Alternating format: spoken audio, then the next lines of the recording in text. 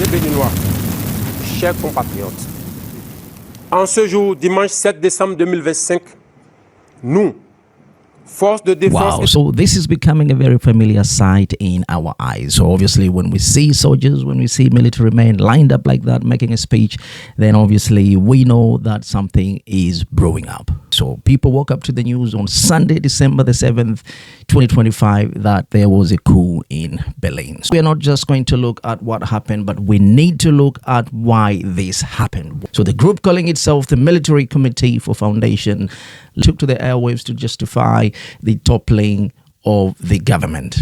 So on the surface, this seems like national concerns, but if you dig deeper, you start seeing some of the cracks that the military is actually showing.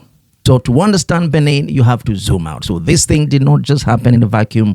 Benin is surrounded by what geopolitical analysts call the Coup belt. In the last few years, we've seen democratic governments fall in Mali, Burkina Faso, Niger, and Guinea. So just weeks ago, we saw unrest in Guinea-Bissau, and there is a distinct contagious effect currently happening in West Africa. And I think a lot of those regions and a lot of those governments and the people are probably thinking which country is coming next, and this is something that is probably causing a lot of anxiety of the leaders within that particular region.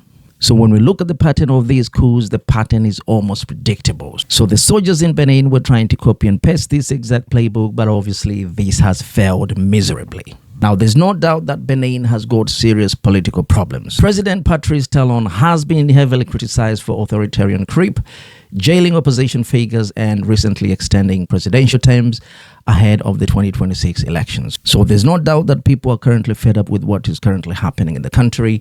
But the point is that what happened today does not look like a popular uprising against an autocrat.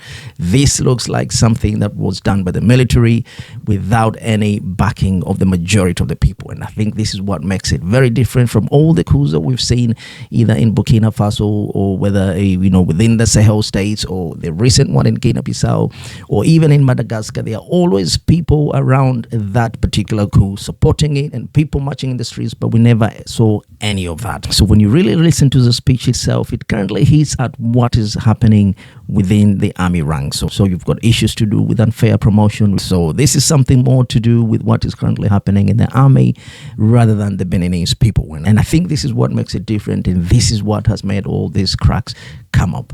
So some reports indicate that the leader of this coup attempt, Lieutenant Colonel Tigri, had recently been demoted and reassigned from a powerful command post. Now, obviously, when you look at the personal grievances of this colonel and then also tie it with the unjust promotions that he did say, it makes you wonder that is this something that was genuine, or is it something that was done at a personal level based on his own ego? So this is something that a lot of people are questioning, and even the very military and other military ranks did not even bother to join this particular coup, and the common citizens were not even involved, and probably some of them were not even aware that the coup was even taking place. So I think this is something that is good to see that they failed on this particular occasion, because what matters most in every democracy is the voice of the people. So what's the conclusion in all of this? So what we can conclude is that for now, the Talon government seems to have held on, which is a good thing. Then I'm sure he's going to put very stringent measures to make sure that this doesn't happen again.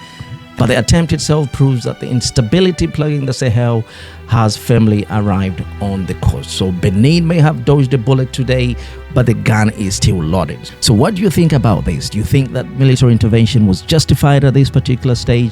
Or do you think that these soldiers were just doing something to fulfill their own personal desires as a way to just grab power because they wanted to? Because this is what has shown there's no backing of the people, there's no backing of their own military ranks, and this is where the crack shows.